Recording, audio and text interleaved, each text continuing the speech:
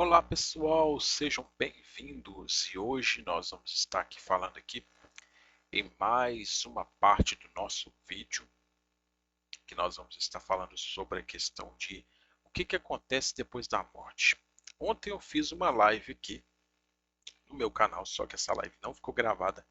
Eu gravei o vídeo novamente para vocês de forma resumida aí. Não de forma não tão resumida, tá? Que é muito conteúdo, então eu gravei o vídeo e deixei gravado aí a parte algumas coisas que eu deixei na live, tá? E hoje eu vou gravar uma terceira parte. A primeira parte que ficou gravado 8 minutos da live, é a parte um desse tema. A segunda parte tem 29 minutos. E hoje nós vamos para a terceira parte e última. Hoje nós vamos tratar de alguns textos aqui muito utilizados pelos apoiadores imortalistas, tá? Aquelas pessoas que gostam de falar que existe um ser imaterial que sobrevive após a morte do corpo. Mas antes de nós iniciarmos, eu gostaria de pedir você, como sempre, deixa aí aquele like, pessoal, deixa aí aquele like para dar aquela fortalecida no nosso trabalho, compartilhe essa mensagem para as pessoas que você conhece nas suas redes sociais, WhatsApp, Facebook, Instagram, TikTok, Kawaii, Twitter, o que você tiver, compartilhe para as pessoas terem acesso a essa informação também. E se inscreva aqui no nosso canal, porque quando você se inscreve, você fica por dentro de todas as novidades que são colocadas aqui, tá certo? Bom, o texto que nós vamos utilizar hoje será o texto de Filipenses 1:23, que vai dizer assim, ó, sou pressionado e por os dois o desejo tendo para partir e com Cristo estarem muito, pois mais melhor. Então nós vamos fazer a análise desse texto de Filipenses capítulo 1:23, tem um texto de Apocalipse lá também. Eu vou fazer algumas citações de alguns versículos que demonstram que parece que o inferno ele não era um lugar tão amedrontador como muitas pessoas imaginam, né? Que muita pessoa hoje é, é ofertante, dizimista e tudo que tem direito dentro de uma congregação com medo de ir para um suposto inferno. Eu tenho um vídeo sobre o inferno também. Você pode ir aí no meu canal do YouTube, você vai achar um vídeo aí de quase uma hora, tá? Onde eu explico essa questão do inferno, se realmente é algo bíblico ou não. Então nós temos essas expressões aqui conforme o contexto, eu vou fazer uma análise conforme o contexto aqui com vocês, para vocês entenderem o que Paulo quis dizer dessa expressão de querer partir e estar com Cristo. Temos a expressão katate apokaradokia kai eupidamu, conforme a intensa expectativa e esperança minha. Versículo 20 aí, tá? Do contexto aqui de 1 Tessalonicenses, contexto de 1, aliás, de Filipenses, capítulo 1, tá? Paulo nutria uma esperança de que no momento em que ele morresse iria para a presença de Deus. Nutrir esperança não é garantia que algo vá realmente acontecer. Então ele nutria esperança, mas isso não significa que isso iria acontecer literalmente. Mas qual das pessoas que foram justas e ressuscitaram como foi Jesus e relataram que isso iria acontecer? Qual das pessoas que realmente ressuscitaram, pessoas que foram justas e realmente antes delas ressuscitarem, elas relataram isso que Paulo estava falando. Então só Paulo que relata essa questão de partir está com Cristo. Tá? Nenhum dos outros discípulos fala sobre isso. Se ir para a presença de Deus era muito melhor, porque eles foram ressuscitados. Ou seja, então o que acontece? Se para a presença de Deus era muito melhor, os justos foram ressuscitados, principalmente aqueles que ressuscitaram com a ressuscitação de Jesus, por que eles foram ressuscitados, tirados da onde eles estavam, que era muito melhor de estar com Deus, e voltar cá para a terra? É uma pergunta que fica aí no ar, não é, pessoal? Ei oidene aiskuntesomai, e em nada serei envergonhado. Paulo acreditava que diante das circunstâncias que o cercavam, suas declarações iriam se cumprir e ele seria glorificado e não envergonhado diante dos demais. Então, para ele tinha essa questão aí. Emoigar to zen Christos kaito apotanem kerdos, versículo 21 que fala, tem essa expressão, essa frase aqui, ó, para mim, pois viver Cristo e o morrer lucro. Não vemos a partícula se referindo a uma afirmação. Isso leva a declaração de Paulo a estar dizendo apenas a sua opinião a respeito do tema e não que era realmente a verdade absoluta. Então era a opinião dele.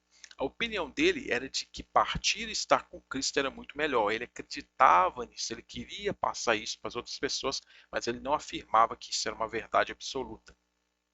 eidetosen, em sarque tomou, carpos ergon, versículo 22. Se o viver em carne, isto para mim fruto de obra. Para Paulo, a vida na terra, estando em um corpo de carne, seria de obras, ou seja, muito esforço e lutas, o que podemos ver ao longo de seus escritos e em sua biografia escrita no livro de Atos. Tá? Então, para ele, a vida aqui na terra era de labuta, era de muito trabalho, de muitas obras. Tá? Portanto, partir de estar com Cristo na perspectiva de Paulo é uma esperança ao invés de afirmação. Uma esperança ao invés de afirmação. Paulo não afirmou a vida de uma alma após a morte, mas deixou claro que nutria uma esperança na qual tinha certeza alguma, na qual não tinha certeza alguma do que lhe aconteceria após a morte. Então ele não tinha certeza, ele apenas nutria uma esperança, tá? Temos outro texto aqui também, que é o texto de Apocalipse, capítulo 6, versículo 9 ao 11, que vai dizer: E quando abriu o quinto selo, vi debaixo de um altar as almas dos que foram mortos por causa da palavra de Deus e por causa do testemunho que tinham, e gritaram com voz grande, dizendo: Até quando, soberano, santo e verdadeiro, não julgas e vingas o sangue nosso de os que habitam sobre a terra? E foi dado a eles, a cada um, veste branca, e foi dito a eles que repousarão ainda o tempo pequeno, até que fossem completados também os conservos deles e os irmãos deles, os que iam ser mortos, como também eles. Hipocatotu tisiasterion das pixicas, debaixo de um altar as almas. A alma se refere ao ser como um todo, uma vez que os judeus não faziam separação de alma e corpo. Assista os outros dois vídeos no meu canal, tá? O destino da alma após a morte, parte 1 e parte 2, ou seja, uma live que foi feita e ficou gravado 8 minutos, e o outro foi realmente um vídeo que eu fiz para permanecer aqui no canal, que eu não iria fazer outra live, né? Repetir tudo que foi passado de novo, né? Mas eu deixei gravado o vídeo para vocês assistirem. Então assista aí, hoje é a parte 3, se você assistir a parte 1 a parte 2, para você entender tudo isso daqui, tá? Ecraxan, Foné, Megalê, gritaram com voz grande. Megali vem de megas, muito grande, infinitamente maior. Se fosse literal esse acontecimento, poderíamos dizer que eles gritaram mais alto do que Deus e até mesmo os anjos que estavam presentes. O próprio contexto bíblico afirma que uma das coisas que devem ser evitadas é a gritaria que entristece o espírito, conforme Efésios capítulo 4, versículo 31. Se fosse algo literal, o próprio Espírito de Deus não estaria em conformidade com o acontecimento, tá? Se fosse algo literal esse texto. Caio e Aldel foi autum, oi melontes apoctenestai ros cai autoi. E os irmãos deles, os que iam ser mortos, como também eles. Se essas almas fossem literais, como muitos afirmam, o texto estaria afirmando que seriam mortas. Portanto, de uma forma ou de outra, haveriam almas que morreriam, tá? De uma forma ou de outra, conforme o contexto ali de Apocalipse.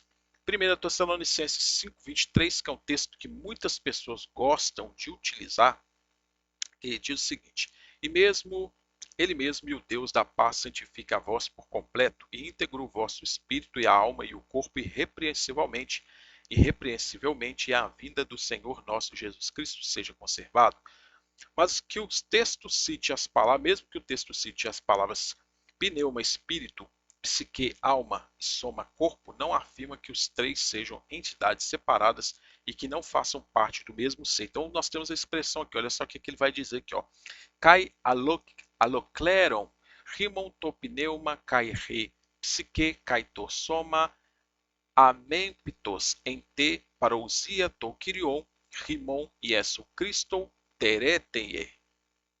Então, assim, temos essa expressão. O pronome usado no grego, rimon, vosso, parece indicar que esses três elementos como fazendo parte de um e não separadamente. Não há nada nesse texto que apoie a doutrina da alma imortal. Também não tem. Só cita o espírito, a alma e o corpo, mas pelo pronomezinho aqui, ó, vosso, ele parece indicar que esses três compostos fazem parte de um só.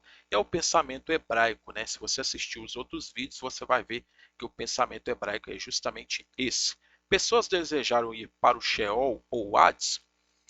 Salmo 55:15. A morte os assalte e os vivos desçam ao inferno. Vivos desçam ao inferno. Pode uma pessoa descer viva ao inferno? Será? Salmos 16:10. Pois não deixarás a minha alma no inferno, nem permitirás que o teu santo veja corrupção. Pode Deus deixar uma alma lá no inferno ser como um todo? Ainda que cavem até o inferno, pode uma pessoa cavar até chegar no inferno? Será, pessoal?